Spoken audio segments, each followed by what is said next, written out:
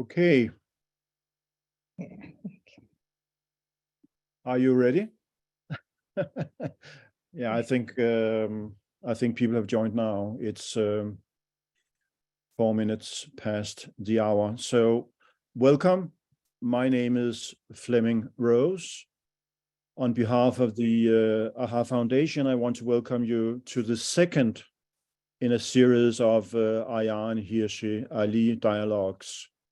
And today I will be your host, and the topic of our dialogue will be free speech in the age of cancel culture. And let me start by introducing our two speakers. Ayaan Hirsi Ali is the founder of the AHA Foundation, a research fellow at the Hoover Foundation, and the author of several books, among them The Challenge of Dawah, Political Islam as Ideology and Movement and How to Counter It.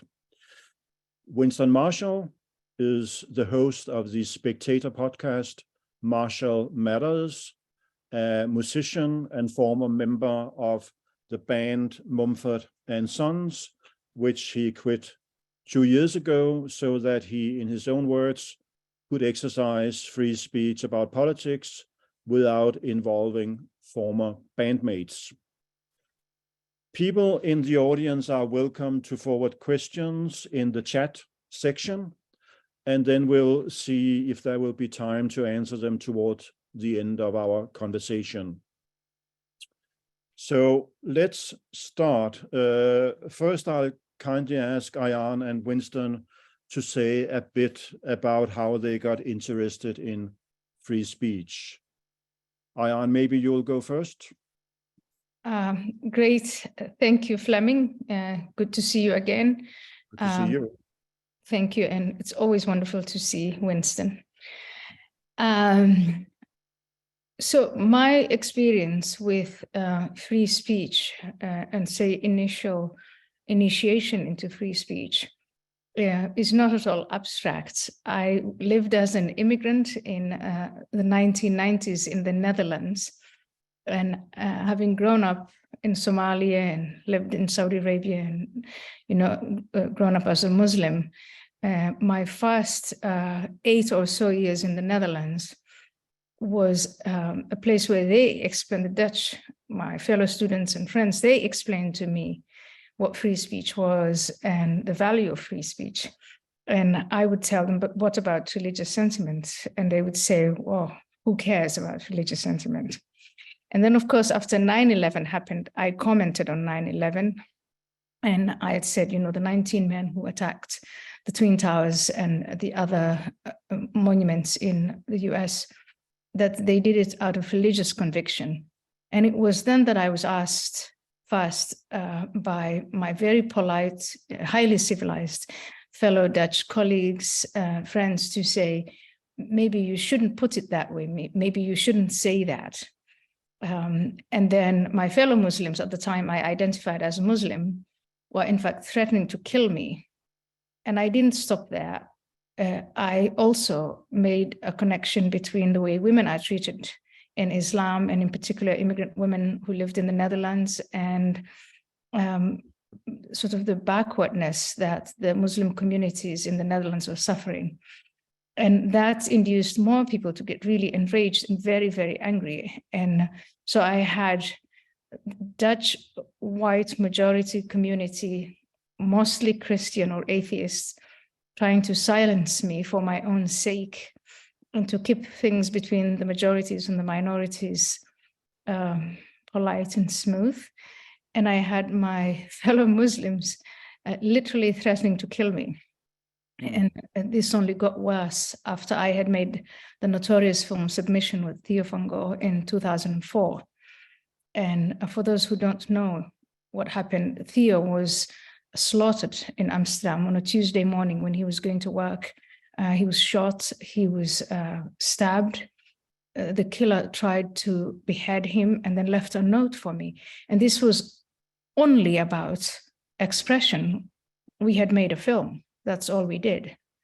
And what I still find very difficult to cope with besides the matter itself, is the response from the free society, that's Holland, in which, in my view, they appeased the killer and those who were committing violence and who were expressing threats in silencing. They appeased. The film wasn't shown again, ever.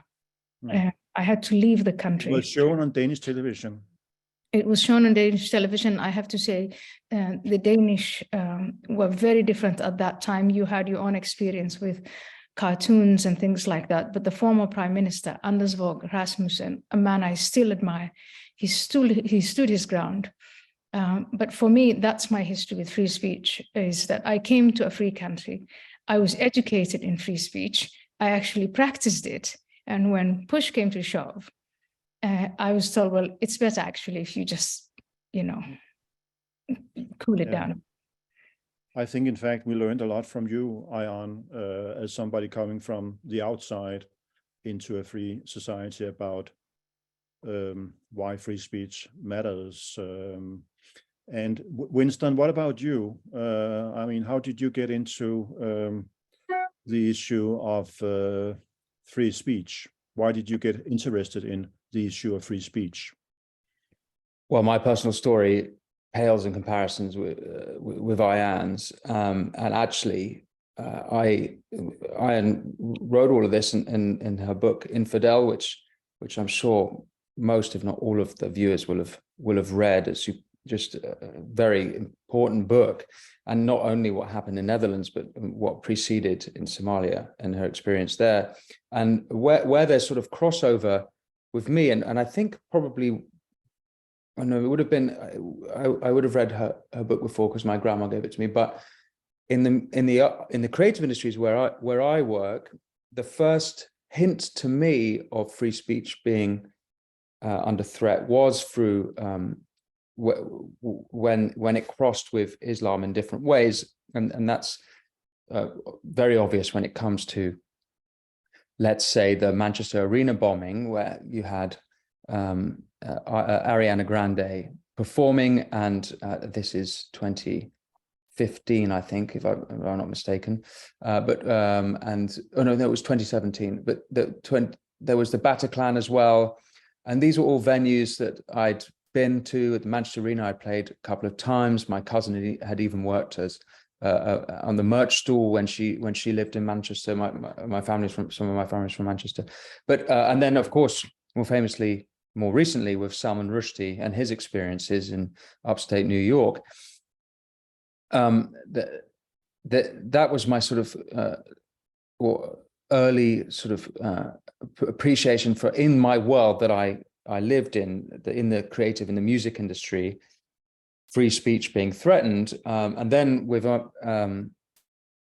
all, I kind of got an attack from another side through an experience of tweeting about a book which was critical of the BLM and Antifa movements of 2020 and 2021, and was very much shut down in that, and silenced through that, and found that my only way through was that I had to quit my band in order that I could speak freely, which for artists, if they can't express themselves, it completely undermines the whole endeavor that they're committed to. So I'm concerned about the state of the arts and free speech in the arts, and there's free speech in issues across society and in different domains, which I think we'll get into in this conversation. But I start from the position of the arts, I guess, and because that's the world I come from. Mm-hmm. Let me then ask you a follow-up question. This is, the personal angle on this issue, but why do you think in general that free speech is important? Why do we need it? When speaking is thinking, if you can't have your ideas fleshed out and challenged, you can't get closer to the truth. Furthermore, without free speech, bad ideas run riot. Without free speech, terrible thoughts go unchecked, terrible ideas go unchecked, and can evolve to terrible consequences. So I think free speech is fundamental for us to have a better society, a better world. What about you, Ayaan? You want to chime in?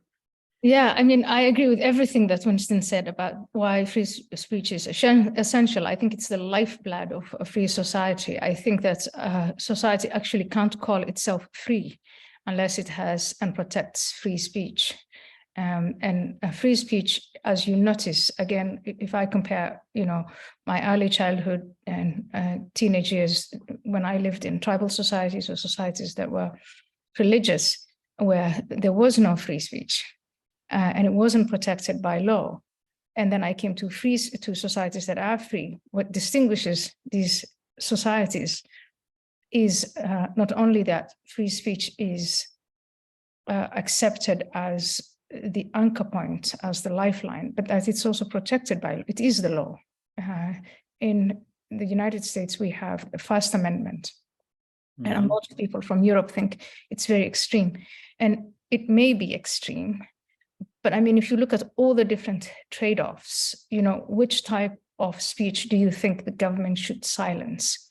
I think you will end up, generally speaking, with the First Amendment, that it is no business of the law, no business of the government to silence any kind of speech. And speech or silencing attempts that are made by fellow citizens should be stopped by the government. So the government not only by law agrees not to silence citizens, but also to protect citizens from other citizens when it comes to expressing themselves.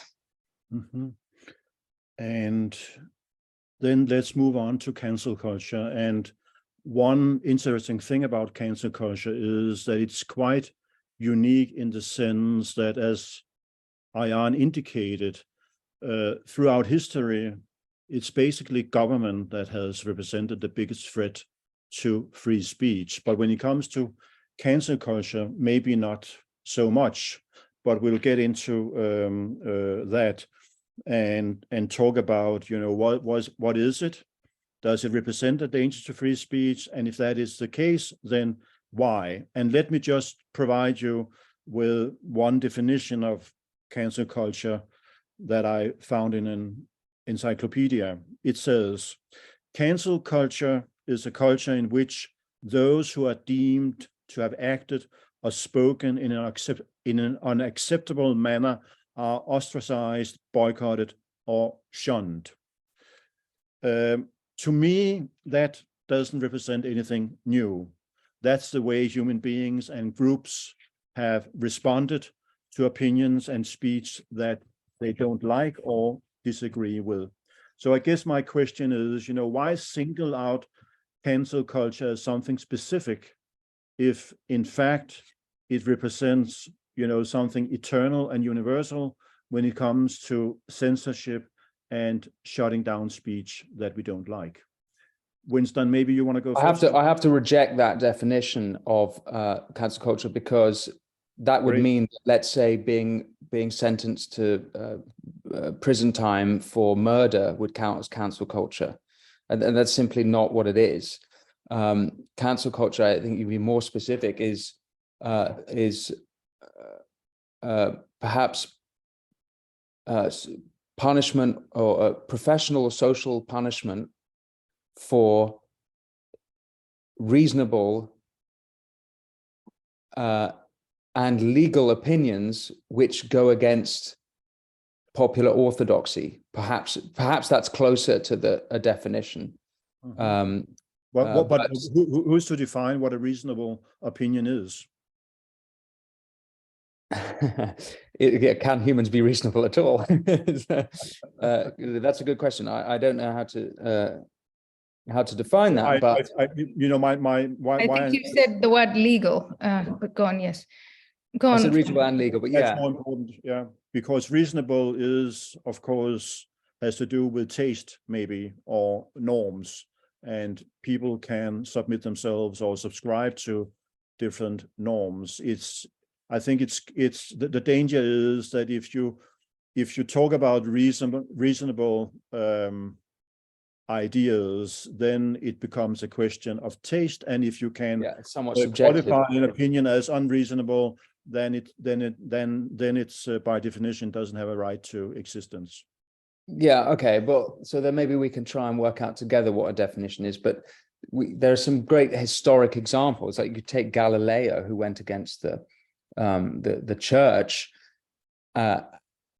for daring to say that the Earth wasn't the center of the world and the sun was, and he I can't remember exactly what happened to him, but that's an opinion that turned out to be not only reasonable, but no one alive today, well, very few alive today would argue with that position.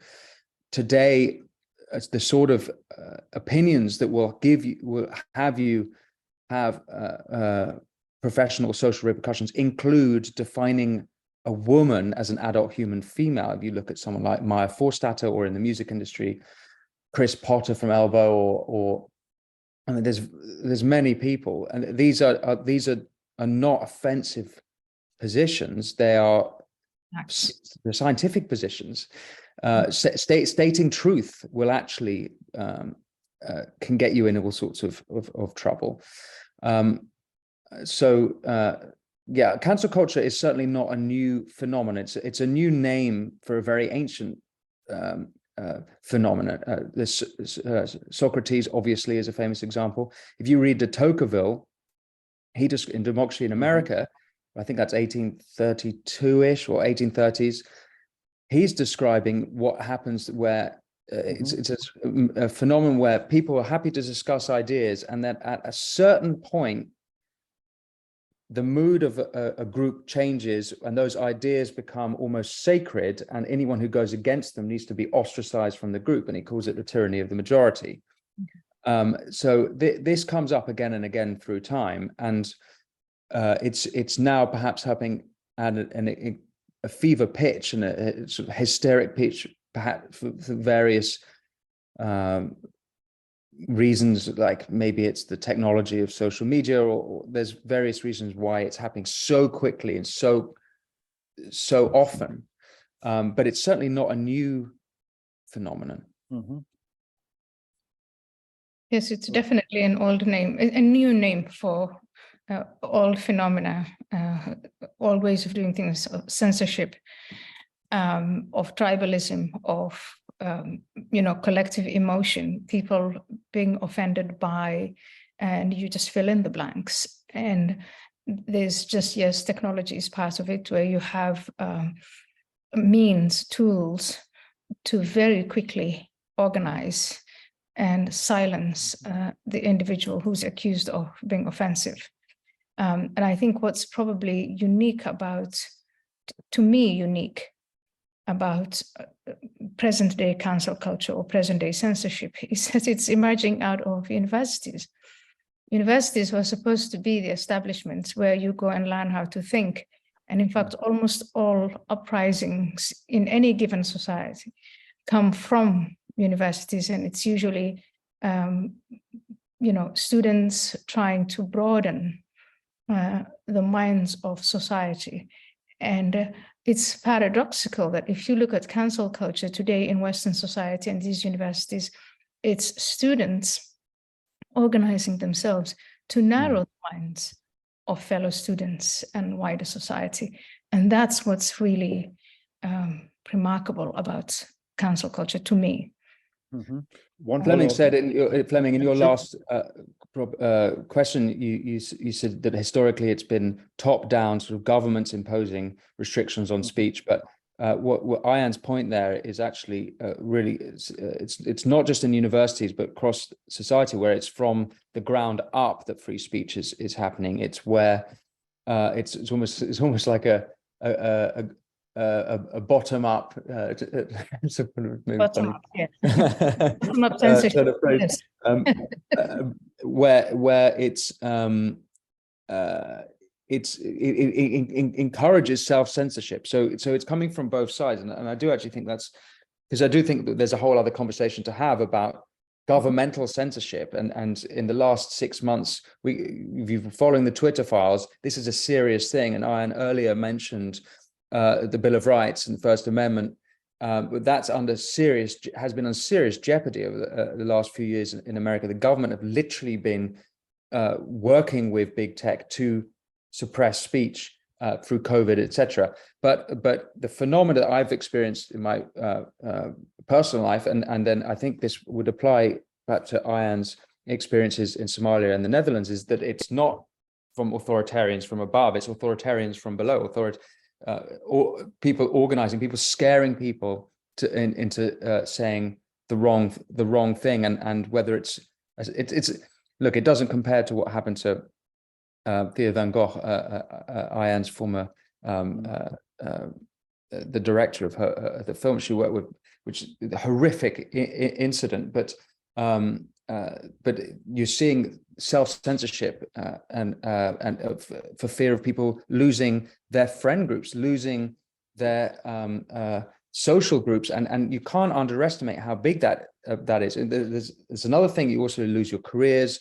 People have mortgages and families to support. There's a lot at stake. But even just if you were just to take what it is to be ostracized from a friend group, that's very painful, because people love their friends, and so there's that power is a massive force in self-censorship, which is a part of the free speech issue. The culture of free speech has been lost, I think. The culture where it's okay to disagree, it's okay. That's needs to be brought back and encouraged, and I think in my world it's getting better. I haven't really got a sense of whether it's getting better across society more broadly, though. Ayaan, you mentioned universities, and I think you alluded to it as well, Winston. And I think one of the strange things about this movement, or whatever you want to label it, is that, usually young people are against the status quo. Usually young people rebel and challenge, dogmas, and they want to criticize and change the accepted order. But in the book that Greg Lukianoff and Jonathan Haidt wrote some years ago about Hardening of the American Mind, what they found out was, in fact, the pressure for more censorship didn't come from faculty or the teachers, but from the students, and usually it has been the other way around. I wonder if you have any thoughts on this. Are young people today more vulnerable?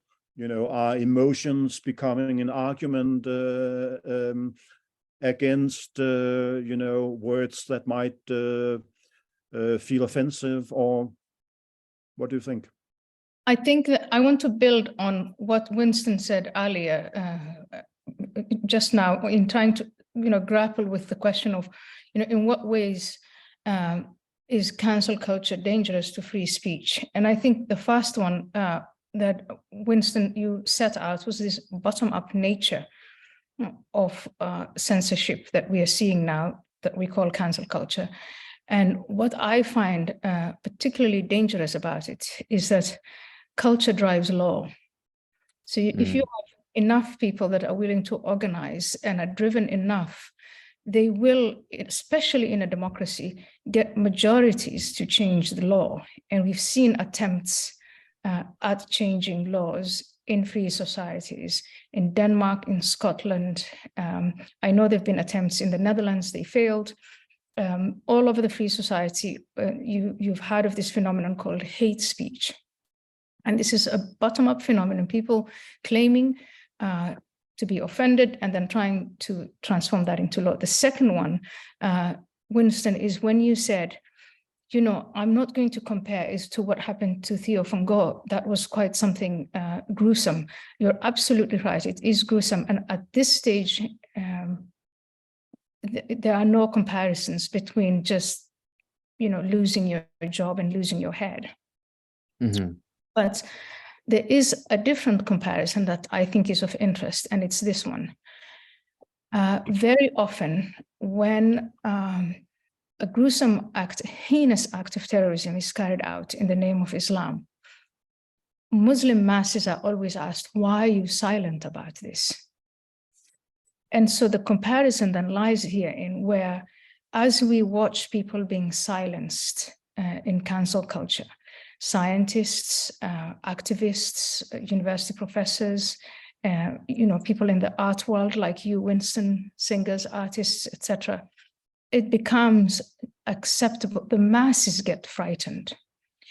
And when this thing, sooner or later, this kind of intolerance will morph into violence. When it does that, the masses will be silent. Mm. And in fact, if you look at the process of transforming this from just, this, we're at the emotion stage, at the sentiment stage, where people have a lot of very hot feelings about things and they're offended. But when they start to rationalize it and become active and try to change it into laws, even then I fear that the masses will be silent, just as university professors who are unaffected today are silent. University students who are unaffected are silent. They don't agree with what's happening, but they are silent because they are afraid of, and then they have a whole lot of list of things, for students, it can just be their grades. I'm not going to, defend this person's rights to free speech or academic freedom because my grades might be affected. A professor might think my tenure might be affected. So you see how this can lead to, we started with the difference between free societies and unfree societies, and how slowly we are morphing into unfree societies bottom up. I'd like to add on that and just be specific about what's going on in Britain, because there's a sign for despair and there's a sign for hope. So I'll start with the more concerning one. It's the online safety bill, which is trying to determine what speech online is unacceptable and would be censored. Now, initially, this has been designed to protect children. There was a young girl who was bullied. I think her surname was Brand. I've forgotten her first name. And it came from campaigning to end bullying and censor bullying to protect children for the negative sides of that. But it would also hand over power to tech companies to decide what speech can and can't be censored. And anyone, as I mentioned earlier in this conversation, Twitter files, you're following that stuff, it's abundantly clear that those types of people cannot be trusted to decide what can and cannot be shared on the internet. But then you get into the murky water of defining hate speech, which hate speech is the thing, is the kind of the twist in the word games that are being played. Well, hate speech it's sort of deemed that we're defending hate speech if we're defending free speech. No, not at all. However, then what is hate speech exactly? Like, I hate racism. Is it okay for me am I not allowed to express that I hate racism because that's hate speech? So what is hateful and what is, you get into a mess, a never ending mess of defining types of speech. But the online safety bill is continuing. I think it's with the House of Lords at the moment, being battled out. And so that's concerning. But on the more positive side, there's been recently appointed a man actually I've had the pleasure to meet a few times, called Arif Ahmed, who's a Humean philosopher. And if anyone paid attention to when Jordan Peterson was invited by Cambridge University, I think in 2020 or 2021, and then had his invitation rescinded because of protests from other academics and professors at the university. Arif, along with another gentleman called James Orr and a couple of others, led the fight to have him have Dr. Peterson come and speak. And now he has been appointed as the free speech czar and is working currently on defending free speech at university. It's as part of the higher education bill. There will be provisions that if speakers are deplatformed, if speech is in any way not free, there will be specific repercussions. So he's been appointed by the Prime Minister Rishi Sunak, and as another small detail, only this week, Kathleen Stock, who was formerly at the University of Sussex, who was forced to quit her job there because she was a gender critical feminist, and she was attacked by student TRAs, trans radical activists. She spoke at the Oxford Union only, I think it was 2 nights ago, and there were she had to walk through Oxford with sort of a huge security troop around her, and even at the union itself, some young activist glued herself to the floor in protest. So it's very much like at this moment, it's not dying down. In fact, it's front page news in this country that what's happening in universities.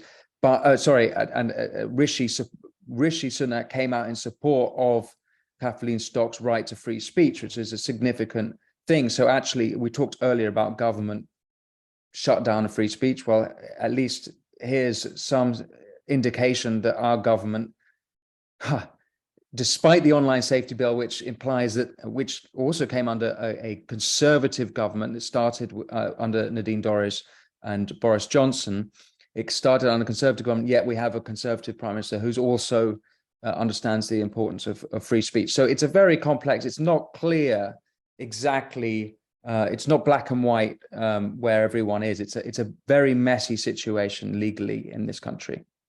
I think what is good about your country now is, as I follow your country, the United Kingdom, that there is an outcry against various forms of censorship. And it is around these woke areas of race, colonization or decolonization, depending on the label you choose, the whole gender, quagmire. There is an outcry against all. And then, of course, the pre-existing confrontations where, because of radical Islam, I feel like for me, the conversation about free speech has been,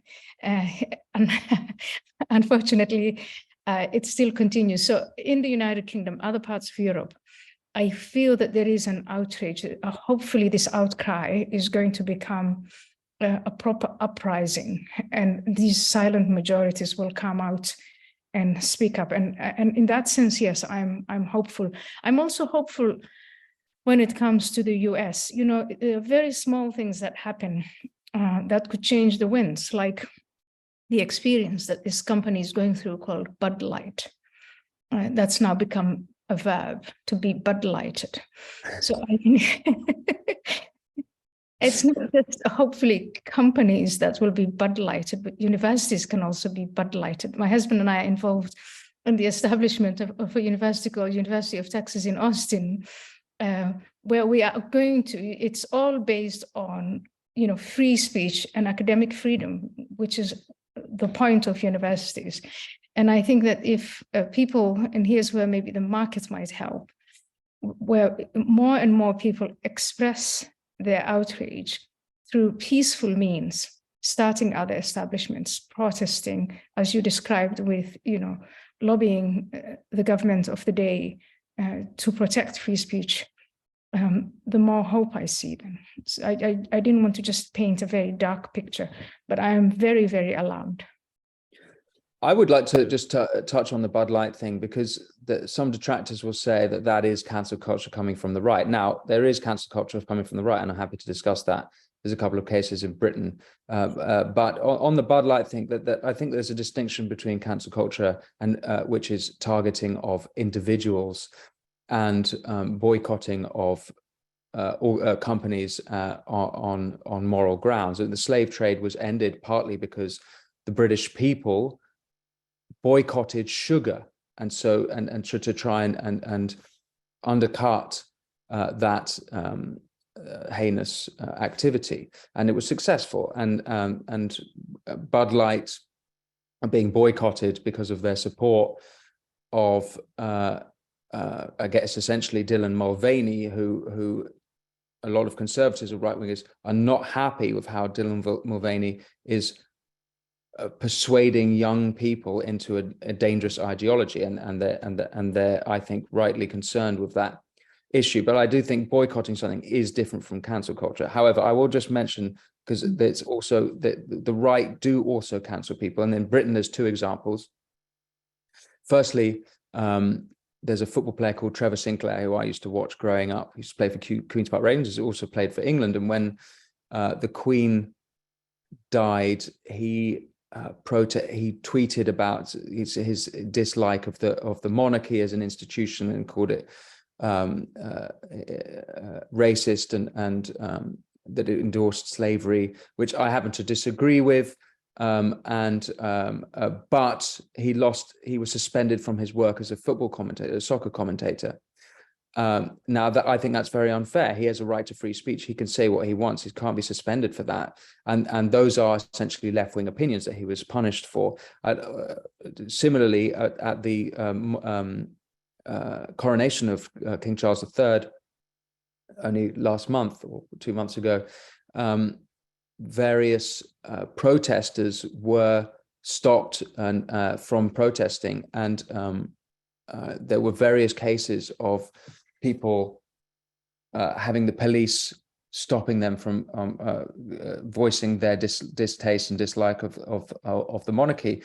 Again, that's a left-wing, I guess you would say that's a left-wing position, and that's coming from not from the bottom up, from the top down. And so maybe that's not cancel culture, but that is a threat, a serious threat to free speech. So I would say watch both flanks. If, those of you who genuinely care about free speech as an issue, it's not one that just comes from the woke left. It's one that we need to defend, especially for those with whom we disagree. Oh, absolutely, I wholeheartedly agree with you, and I don't think we undermine, or rather we downplay censorship that comes from the right. I think historically speaking, we understand it. It's been very top down, and the far right, luckily, in Western societies, have been kept far away from government power. And their right-wing, white supremacy ideology, skinheads, these types of people, their ideology it's a loser's ideology. It is so in your face. It's so pointlessly stupid that luckily for us who are defending free speech, it self-immolates. And then there's a whole group of people, this QAnon, disinformation, these conspiracy theories. Again, it's more of allowing them to have their conspiracy theories rather than a fear of them taking over government and imposing their conspiracy theories on the rest of us. There is that. On the Bud Light issue, for me, that conflict, the takeaway from it was that we saw a series of companies getting mixed up in very heated political discussions that society was having and choosing one side. And I think it was good for them. I mean, I'm sorry for Bud Light, but why should I be sorry for Bud Light? They made a terrible, they thought of a trade-off and they made a terrible mistake. But the mistake they made is good for, I think, as a lesson for the other corporations to learn that, once you step into this type of politically volatile topics, you can have a backlash if you don't account for it. So for me, it wasn't about really the issue itself, but it was the position that corporations have been taking in the cancel culture wars.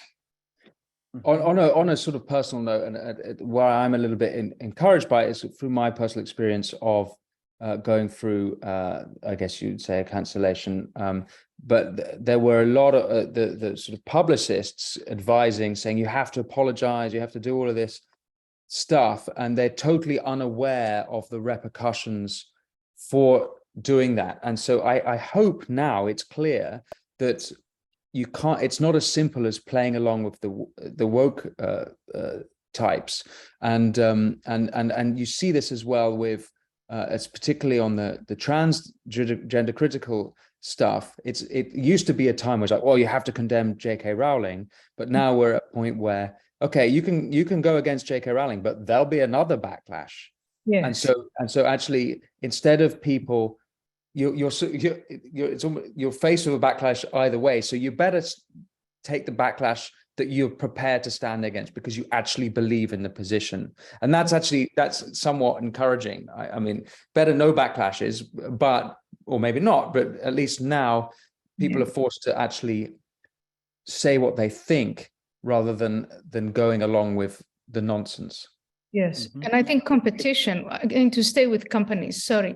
The reason why Bud Light was swiftly punished is because they have so many competitors. But then look at the monopolies like Apple and Google and the others, where really there is no competition. And so they do continue to do business with China. They do continue to engage in egregious acts of censorship against other societies. They may even work with China to somehow affect our own freedom of speech here. So competition is another key component to the protection of free speech. It can't only come from activists and from the government. I think a competitive market society is probably one of the greatest guarantees of free speech. Can I just challenge you? You're making my job very easy. That's fantastic. It's very interesting. I just want to make one clarification. I don't think you made that mistake, but I think it's very important to distinguish between, the fate of Theo van Gogh and the kinds of threats on your life that you have been living with Ayaan, and then cancel culture.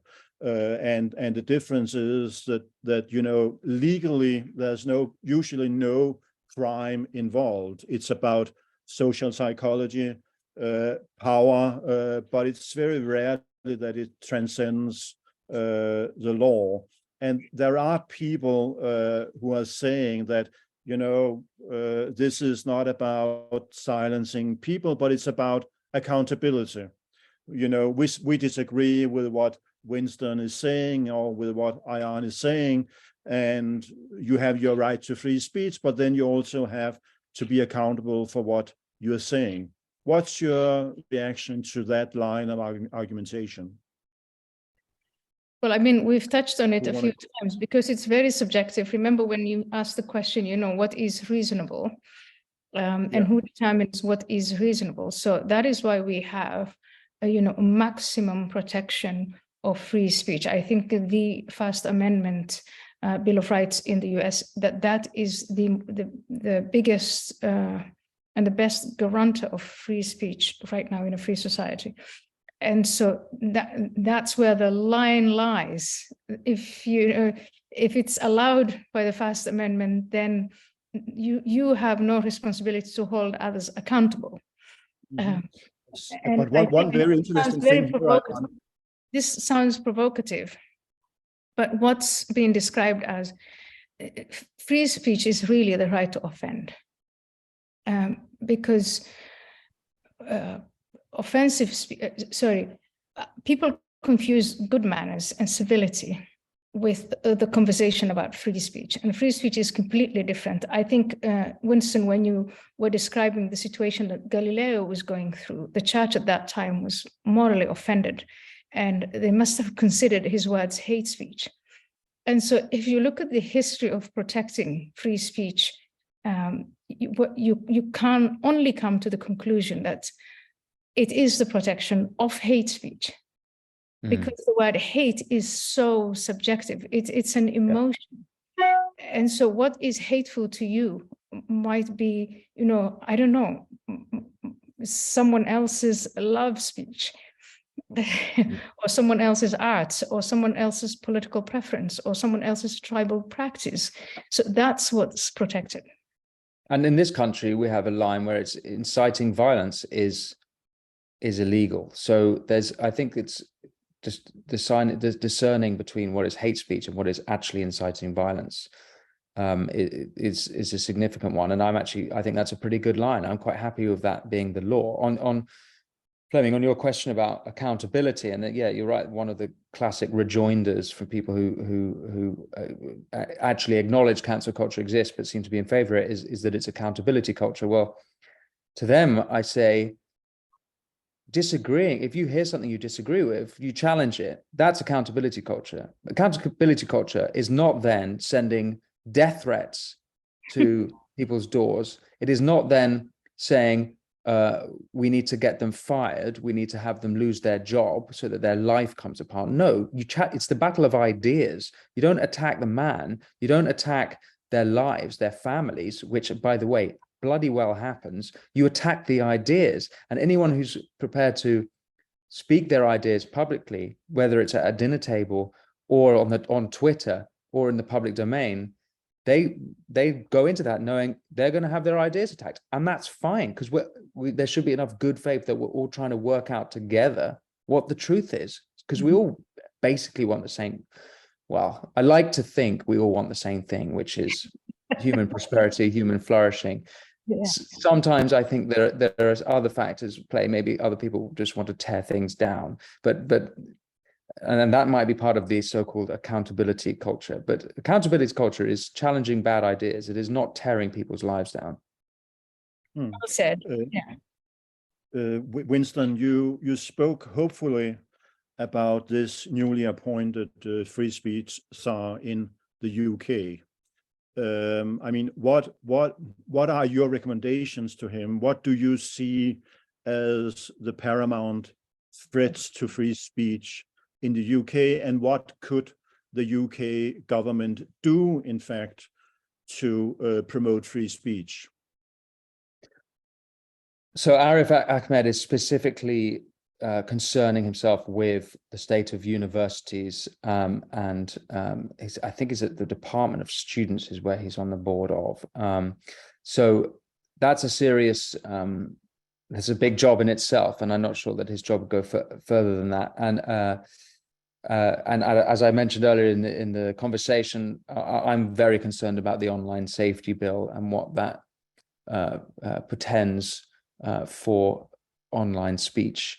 So I'm not quite sure what the answer is to that. I'm very surprised that that's been a conservative policy that's going through, and it could well be taken down in the House of Lords. This Baroness Claire Fox is leading the fight on that particular bill, and she really gets it, and she understands what it is to defend the right of other people to speak. So the story's not over there.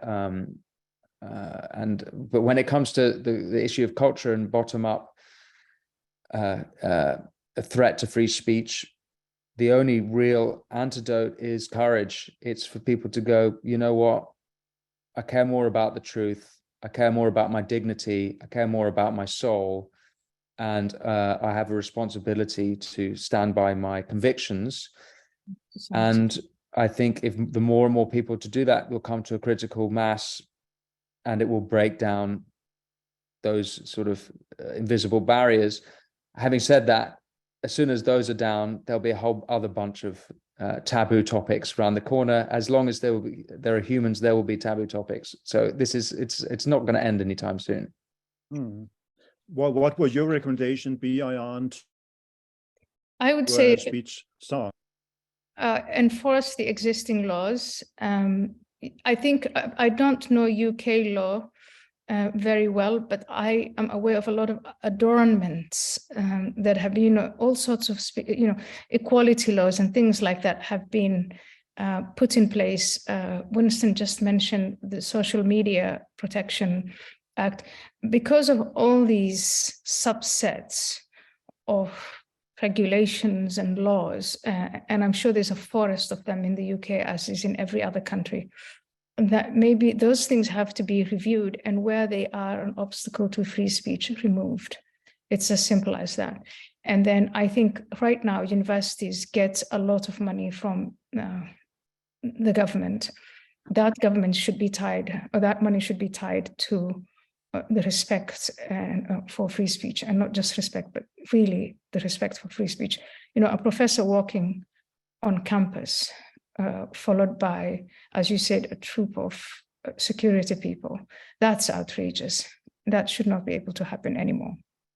And students, I don't know what happened, but when I was in Leiden, Flemming, it was the professors, yes, who had the authority, and not the students. So if you're disruptive, you're disrupting others, you should be able, I mean, the university should have the law, I mean, on its side to say, to remove you from the class, or remove you perhaps even from the whole college if you're expressing intolerance and all you want to do is silence others. Ayaan, you made a point, which I think is true, that the First Amendment in the US is the best legal protection in the world of free speech. And every time free speech issues arrive at the Supreme Court, they have a long history of solid defense of free speech. Nevertheless, when you look at the Economist Democracy Index, Freedom House, the Reporters Without Borders, the US is not at the top, even though it has the best legal protection of free speech. You know, how do you explain that, and what can we do about it? Well, who do they put at the top then? Denmark, for instance, quite often. You have hate speech laws. Norway, yeah, we have hate speech laws, but I think what I'm alluding at is that social norms, even though you don't have hate speech laws in the US, you have more opposition against so-called hate speech in the US than you do in Denmark. No US newspapers would publish the Muhammad cartoons, I think 17 years ago now, but they were published in many European newspapers. It is true that our media, especially what we call the mainstream media, they operate in a pack. And yes, they didn't publish the cartoons back then. And if they decide to censor you, or if they decide to, stalk you, as they do sometimes with the objects of their dislike, there is more of a conformity. But that is not, it's not a law. It's not coming from above. It's just a corporate decision that they make, an editorial decision that they make. It's unfortunate. The US is also, I would say, probably the most heterogeneous society in the Western world, if not in the entire world.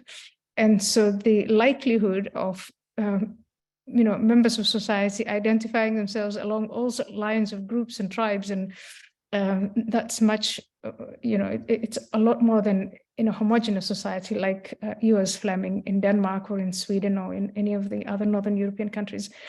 So we do have sex and sexuality used to be a big taboo. I remember living in the Netherlands, and we used to shrug our shoulders about some of the activities that in the US you can be condemned for, or even imprisoned for. So the US is different, but I think the First Amendment is unique. And I think it should be the standard by which other countries try to seek and achieve the homeostasis, the perfect balance in finding free speech between citizens, which we will never find. But, dreams are free. You want to chime in? I don't think I could have said it better.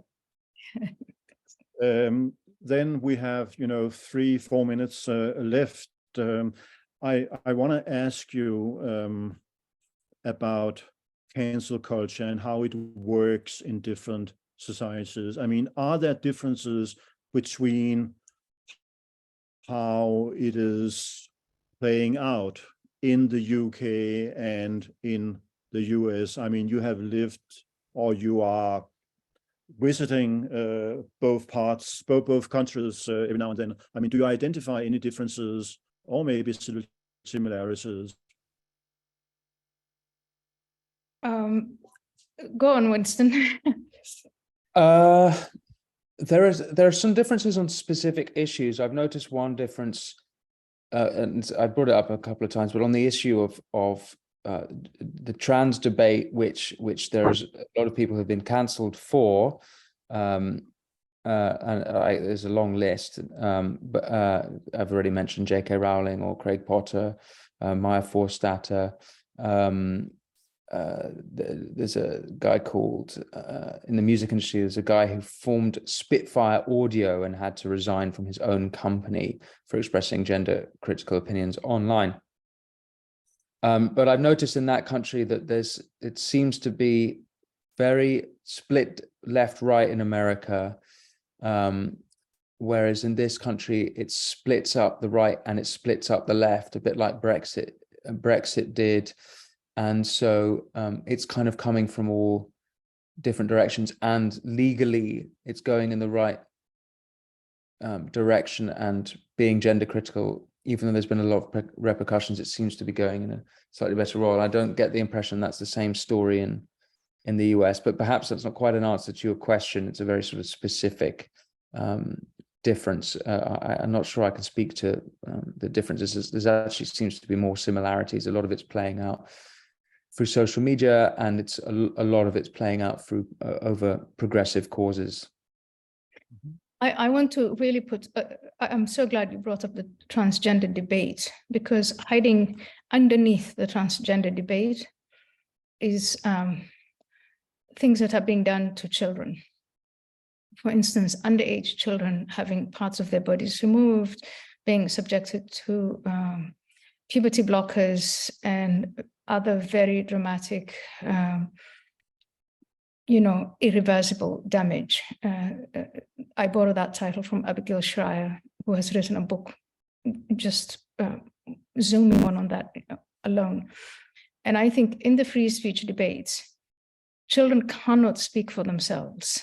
And there are now adults, doctors, psychologists, psychiatrists, parents, teachers, all involved in having conversations about what can and can't be done. And it's, in my view, both countries have done really poorly when it comes to putting children at the center of these conversations and doing what's best for children. But the UK is slightly better in the sense that Tavistock Clinic has been reviewed, that's being dealt with, and the conversation about protecting children is healthier at this moment in the UK than it is in the US. I'd add to that, actually. It's a great example of the importance of free speech. On that topic, the science has literally been suppressed.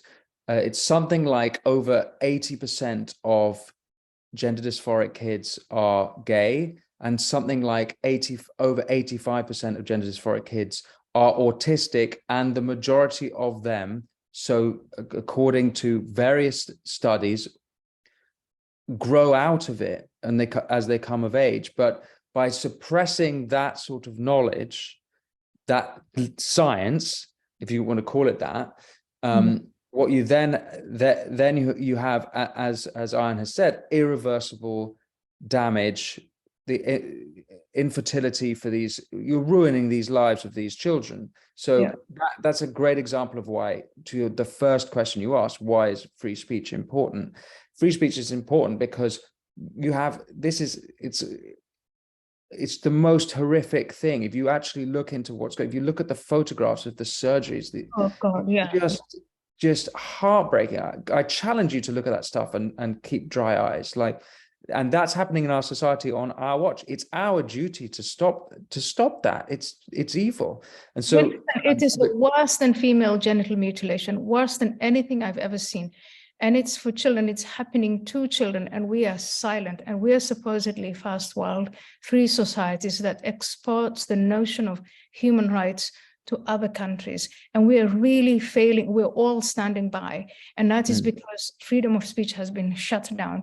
Anyone who asks questions about this, you mentioned that they're mostly gay, that they grow out of it. But there's been this explosion in girls. It used to be that a small fraction of boys were gender dysphoric. And now there's this whole contagion among teenage girls where they're all beginning to, but I'm not a girl. And it's being indulged. And it is a lot of money that's being made. And it's taxpayers' money, by the way. So if you don't participate, it's your money it's paying for this. So one thing that's going to drive me to start demonstrating in front of the buildings in Washington, it's this subject. It's really horrific what is being done to children, and we know about it, and we're all silent because we're afraid, exactly, Winston, as you said, because we're afraid of the repercussions, losing jobs and things like that. Okay, unfortunately, we're running out of time. Thanks a lot on behalf of the AHA Foundation to Ayaan Hirsi Ali and to Winston Marshall for this very stimulating and interesting conversation. That was the second in a series of Ayaan Hirsi Ali Dialogues. Please stay tuned. Go to the website if you want to find out more. My name is Flemming Rose. Thank you and have a good day. Thank you, Flemming. Thank you, Winston. Thank you, Flemming. And Ayaan, as I've said this before, but you're one of my heroes. So it's an honor to share. Of all the millennials, my heroes. Thank you. God bless. God bless. Bye. Bye. Thank you.